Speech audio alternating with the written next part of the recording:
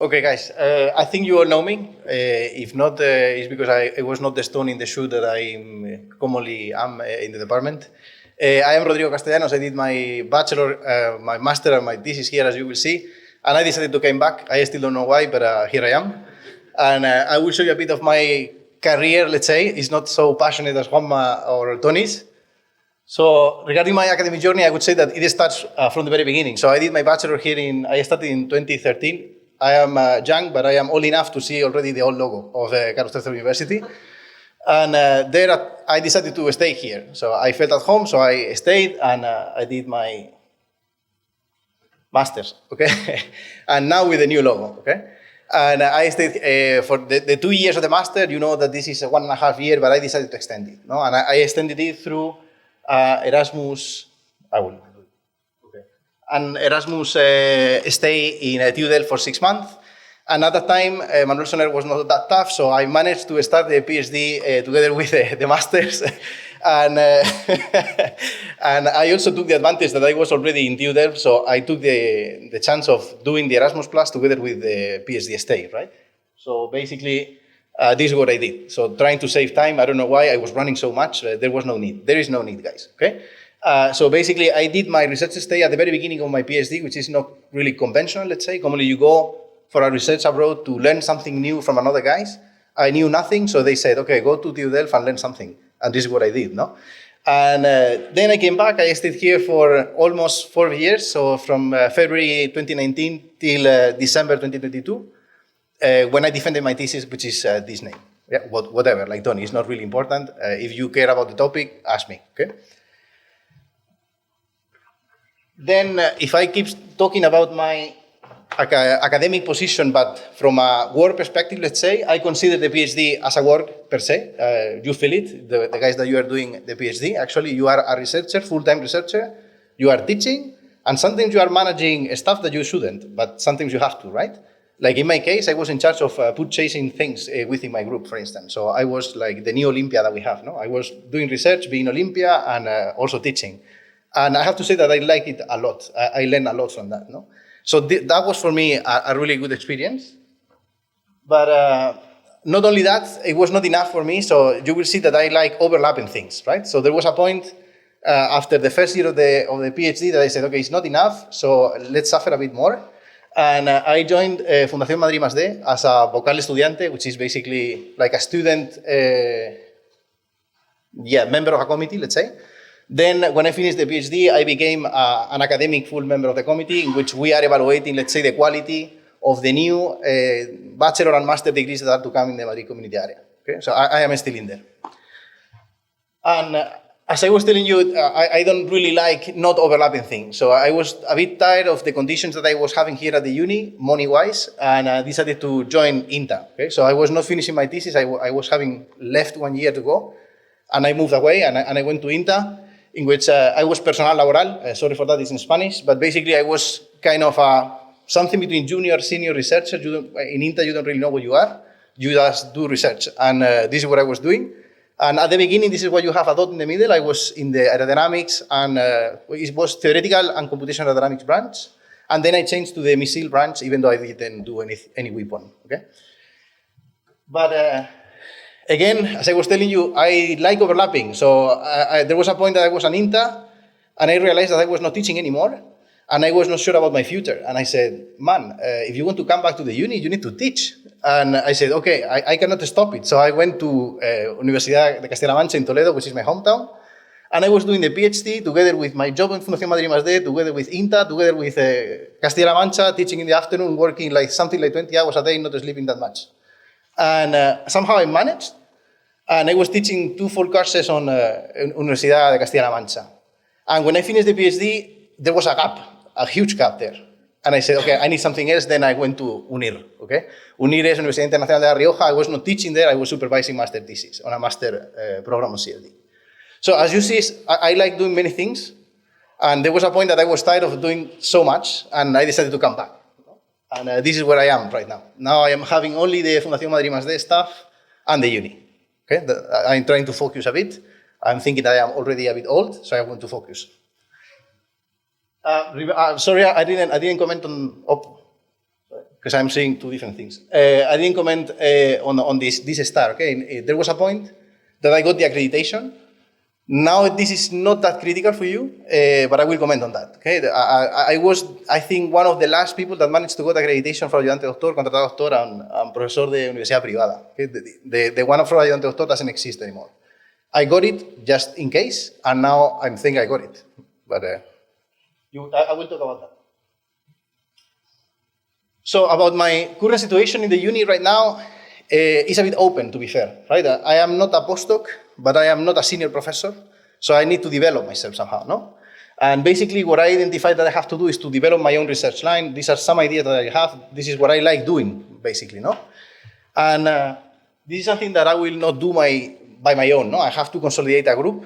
You will realize that whenever you come into the academic world, once you are a senior researcher, a postdoctoral researcher, you will have way less time than you think for doing your research. And actually, this is already happening to me. The other day, I opened MATLAB, and I didn't have installed the license. So you cannot, you cannot imagine how less time it happens, how many times it happens. So this is, I'm doing research thanks to my team, and actually, I will show the people that I have. I have, working with me, I mean, I have 6 PhD students in INTA, thanks to the collaborations that we have still from my period there. So I have 3 guys working with Esther Andres in Torrejón, in the aerodynamics branch.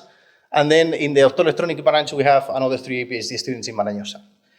Then we have 2 PhD students that are part-time, Jaime, and then we have also Alberto. They are, in the meanwhile, they are working in a company. Alberto is working in automotive industry, and Jaime is working in avionics, right? Okay. And finally, we have our new guy, which is Pablo. And he joined recently to the uni, and I managed to bring brought him here. So at least I have one of my PhD students together with me here at the uni, and not all of them abroad. So thank you guys. Actually, you are pushing me, so thanks.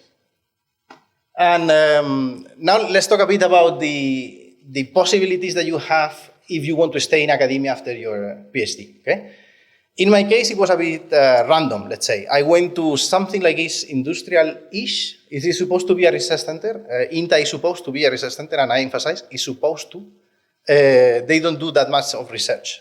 And you realize once you get there, and I got bored, and I decided to come back. Because once you do research, you are a researcher. And if you like it, you want to come back. If not, of course, you go to TomTom to get a higher salary and life expectations. So the possibilities that you have in here are 3, at least these are the ones that I identified in a fastest way, no? You have the postdoctoral research position, then you have assistant professorship, which is ayudante doctor. This is the most interesting one, I would say. And then you have profesor de universidad privada. Well, we will comment on that. So for the postdoc, I would say this is a research-oriented position, okay? Commonly, the postdocs are linked to a project. Maybe you can correct what I'm saying afterwards in the roundtable if you wish. But this is how I see it, right? A postdoc is a position that is related to a project on a specific task within a group, and you will be doing certain tasks from, let's say, a fully research perspective, okay? These are commonly temporary contracts, 1 to 3 years. Sometimes you can extend it or not. Now there is this culture actually not in Spain, but in the US sometimes. It happens that you are a postdoc for 6 years or 7 years, and I don't know, this is something that I don't like, but you can do it if you wish. Talking about the postdoc, the requirements are not that many, to be fair. Commonly, you just are required to have a PhD and to know what you are doing, because you have to know how to work in a group, because you are supposed to work in a group probably for a project, but you also have to be independent enough, meaning that you are already a PhD, you are supposed to be already senior enough to do your stuff by your own, not requiring resources, from the group that you are going in, right? So you have to be independent, but being able to work with other people, sometimes supervising students and so on. But many people say that the postdoctoral stay or the postdoctoral period of their life is the best one. Why? I would say that is because fully research-oriented, so you are free to do what you like, and you don't really have that much bureaucratic responsibilities. So it's this kind of free condition. You have freedom to do whatever you like, and you have freedom not to take care of salaries, take care of people that you are having to care of, and so on, right? So it's a good starting point after the doctoral position, I would say. Okay. Then we have Profesor Ayudante Doctor. This is a literal translation that I got from somewhere in the ministry. So basically, it's a 6-year non-tenure track position designed for training early career academics in teaching and research, serving as the first step towards tenure track position in Spanish university system. Fantastic, no? So the first thing that we don't like in here is that it's not a tenure track, and it is not, okay? Somehow the government is trying to convince us that it is, but you have to know that it's not. We will comment on that on the Maria Goiri program. But that means that after the 6-year program of the 6-year contract of Ayudante Doctor, there is no guarantee that you will get a position in the uni. Okay? This is the truth. It's not like a tenure track that you can have in TU Delft or in TU Wien, that after 6 years, if you manage to have the KPIs that you agreed with the university, you will get a position. Here, it is not like that. On the good side, you will have a bit more of freedom. Okay? So, as I was telling you, you have 6-year contract, you will have to teach, and you will also receive teaching, let's say. So you will receive some, how I wrote it here, training courses. Commonly this is done during the first year. I already received some of them. For those of you that are not teaching during the PhD, this is extremely variable. In my case, I was already teaching more than 400 hours, so for me it's a bit too late, to be fair. But it is a good approach, actually, because there are more and more PhD students that are not teaching, and you need to know how to teach, because we are actually training the future professionals in the world. And sometimes we don't know how to transfer our knowledge. So it is not that you are the best in your field. You have to show that you know what you are doing and to transfer the knowledge that you have to the students that you have there, that probably they don't care shit about what you are saying. And this is the toughest part of our job, I would say, to convince the people that you have there that they care of going home and watch Islas Tentaciones at home, and convince them that this is important. Okay? Then this is key. So before LOSU, you will learn a lot from LOSU. LOSU is the Ley Orgánica del Sistema de Universidades. Sí? Okay, I don't remember the name, but it's a law. Okay, whatever. It's the current law that we have for the university system. And basically, before LOSU, there was a requirement on an accreditation. That is basically a stamp that you got on your CV somehow, that was certifying that you have teaching and research KPIs enough to do a job. Somehow, it was like that. Okay? Now there is no need. You can become an Ayudante Doctor without accreditation as long as you have a PhD. Okay? And this is interesting, because basically, you defend one day, and the next one, you can apply for an Ayudante Doctor position. And that's interesting if you have at least certain requirements to pass through human resources thresholds, let's say, no? Or the department thresholds. And another thing that is important is that before LOSU, it was not that clear the amount of hours that an Ayudante Doctor had to do, but now it is. Now we have to teach 180 hours. This is what we have to teach, let's say, per year. Okay? That would be the idea. And now, I want to comment on the Maria Goiri program, that I think is something that is fantastic, but has some gaps, I would say. Okay? This is at least my perspective. I am too new on that, so maybe you can correct me on that. The idea of this program is to address precarious employment and to make a bit younger the academic world, let's say. And this is rather true. We don't suffer from that in our uni, because our department is super young. But I bet that if you go to Polytechnic school in Madrid, to any school, not aeronautics only, you will see an average age that is approaching 60 fast. Okay, so people will start retiring, and there is no one to stay there and cope with the teaching duties and the research duties there. Huh? So basically, the government realized about that, and they are opening a program in which they are creating 5,600 Profesor Ayudante Doctor position. I guess that we have not that many doctors in Spain. Okay? That is the first problem that I see. Actually, in Madrid community, we are already launching something like 1,000 positions. Not this year, but during the following years. Guys, we don't have that many PhDs, so try to finish, okay? And try to stay. So regarding the benefits, they say in the ministry webpage that this is for talent retention and attraction. The attraction I see quite hard because of the economic the salary, basically. I will not comment on that. We can comment privately if you wish.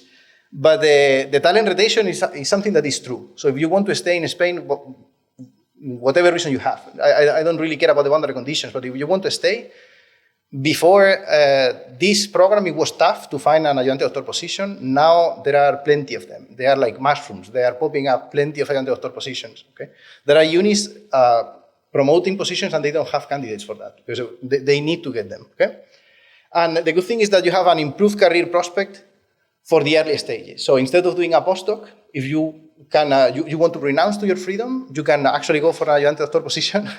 In freedom, I mean bureaucratical wise. Okay. And go for this and try to get your KPIs that you are missing for the accreditation that you will need. Okay?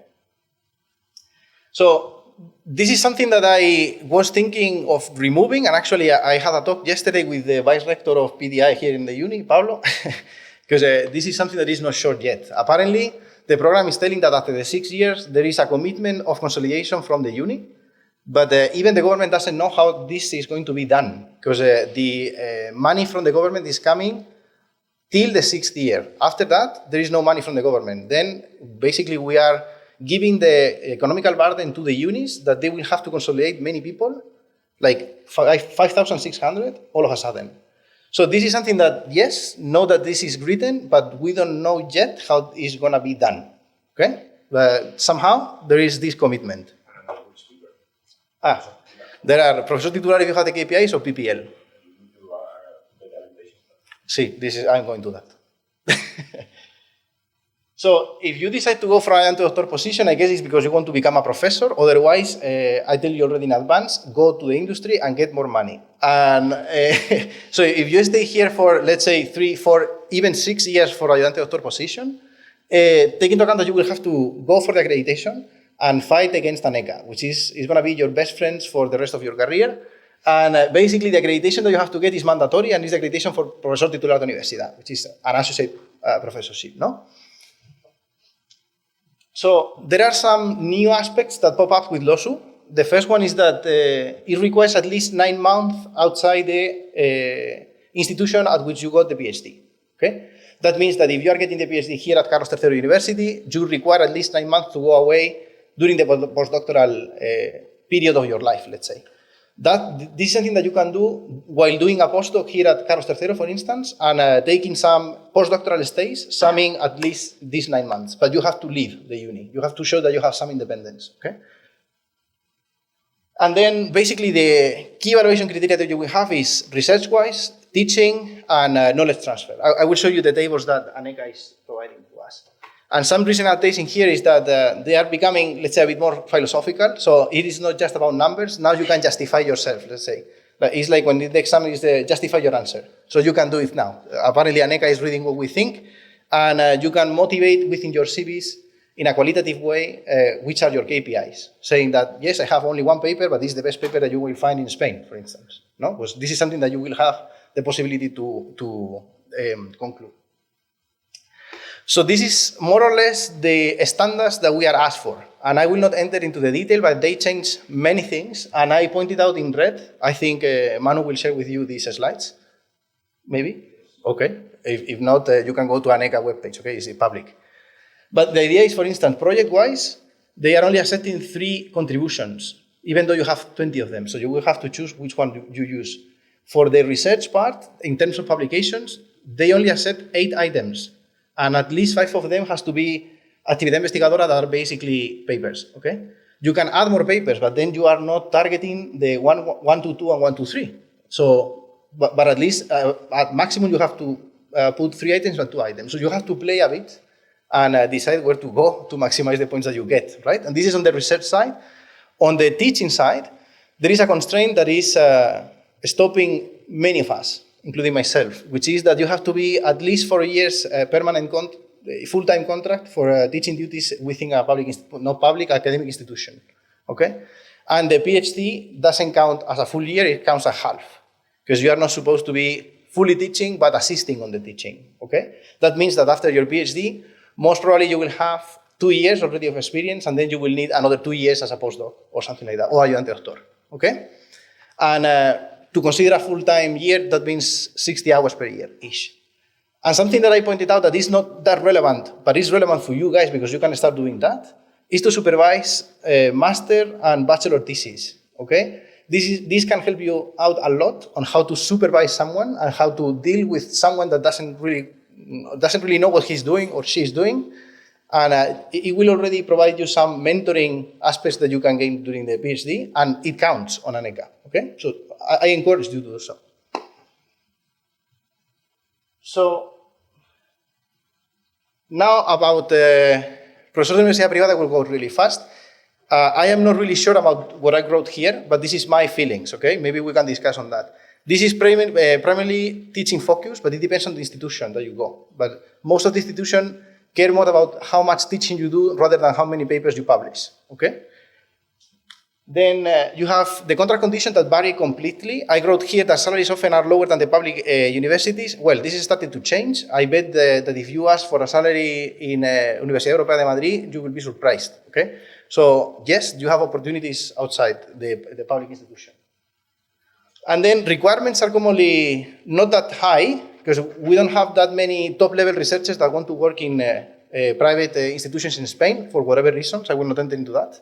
But as long as you have a PhD degree, you don't even need to have the accreditation. It is recommended to have the PEP, this one that you have in the bottom, the Programa de Evaluación de Profesorado. You can have this accreditation, but it doesn't mean that you needed to be a professor in the Universidad Privada. Actually, when I got my contract in Universidad Internacional de La Rioja, they never asked me for the accreditation, and there was a point that I said, guys, I have the accreditation. And they say, fantastic, we can raise your salary because of that.